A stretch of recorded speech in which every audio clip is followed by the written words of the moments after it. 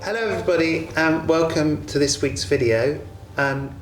Next week there's a lot happening. It's the Festival of Lights, I know you all know that, and there's going to be a new way of doing the Festival of Lights. We have a kind of sort of festival in the day that has lots of pop-up stages and different performances and bits of design and all sorts of workshops going on in the day, and then it's going to finish with a performance in the evening. But also, as part of Festival of Lights this year, we're going to have some guests coming over from Thailand. And the reason they're here is that we're trying to build a partnership with a school that really does mindfulness incredibly well. And I want to explain a little bit why we want to introduce mindfulness into school and why it matters so much. And I think there's two reasons. One is the sort of general state of mental health in the UK at this point in time, which has been made worse post-COVID. All of you will know that there's a growth in aspects of that students and children are struggling more with mental health, with anxiety, with depression, all those things, and mindfulness helps with all that. I mean, it's one of the three things that you can really use to help balance, find some balance when you're trying to deal with mental health issues. But even if you take away from mental health, the thing about mindfulness is it helps focus generally, to help focus and give perspective and think about how to deal with things in a way that gives some purpose. I mean, one of the things that the school in Thailand does is it has a golf academy, for example, and their students are extremely successful in golf competitions, and a lot of that's due to mindfulness because they're taught how to focus at a particular moment on the goal that they need, and that's what mindfulness does. It helps bring focus. Now, introducing mindfulness into school is a slow process. We're working with teachers and with students and introducing it slowly, so we're building a culture where it's going to work. And over this course of this term, we've had weekly workshops with teachers, with Gift, who's the head of school in Thailand, doing online sessions with teachers. And I have with me some of the members of staff who've been part of those mindfulness sessions. And we've just had one.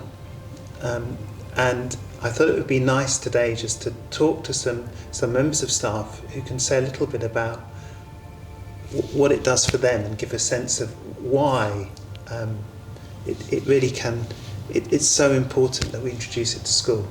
So I have Nashwa and Adriana and Claudine and Warren.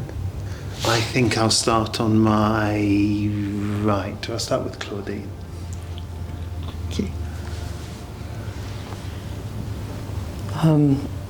I've found that mindfulness has really helped me to stay grounded, and what I found particularly helpful in today's session in particular was the understanding that if we're in the right space, then we can better serve those that we're engaging with and be a better listener, do a better job at connecting with others that we engage with, whether it's our students, our parents, or our colleagues. And that really struck me as quite profound, because it's not only for us, but also helping us serve others in a better way. Warren. Yeah, I think the exact same. Is life is busy. ISL is a busy school.